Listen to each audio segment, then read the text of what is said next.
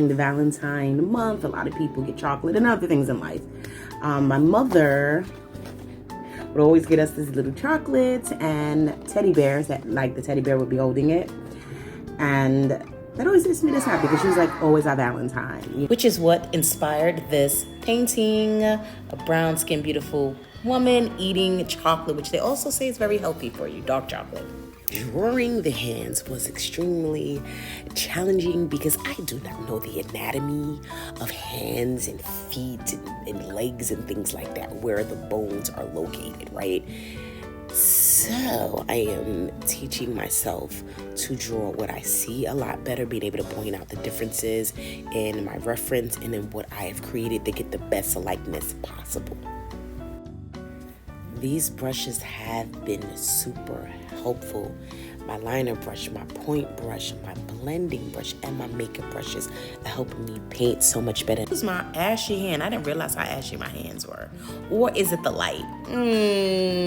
I don't know. However, please forgive them. Next time, I'll remind myself to put lotion on. Yes, back to the brushes. So they have been really helpful. I am somewhat impatient, right, as a painter at times, and I want this blending of the materials and the acrylic paints that I'm using to happen. A lot of the times I am painting on top of dry paint, meaning I am not sitting down for that time frame that it may take for me to finish the whole painting. So I come back at it like the next day or maybe the next few days, and now I have to blend colors, right? And technically, maybe you're really not blending on top of a layer of paint that's already dry. Maybe you're applying just another color on top. Nonetheless, that's just the learning process and where I'm at. Sometimes I don't have patience and it doesn't come out the way I want it to. I don't come back to it for months. One, I'm gonna give myself time to be at a better mental space to come back at it. Then I also do the research and I do the Google and I look up YouTube videos and I look back through my art books that I have and then do the work, right? The work, the lesson to educate myself or re-educate myself. These books, you know, like mathematics for dummies. Look, yes, break it down. Break it down so that I understand what is happening. Treat me like I am a kid and I'll get it better, right? That has always been super helpful. The videos on YouTube, Google, and etc., when they say beginners, yes, that is exactly what I need so that I can put those tools into practice. Now, my issues when it comes to blending are this. Blending, it takes time, right?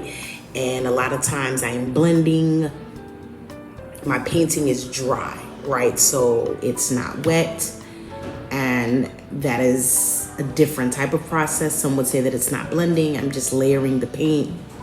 I think you say tomato, I say tomato type situation there.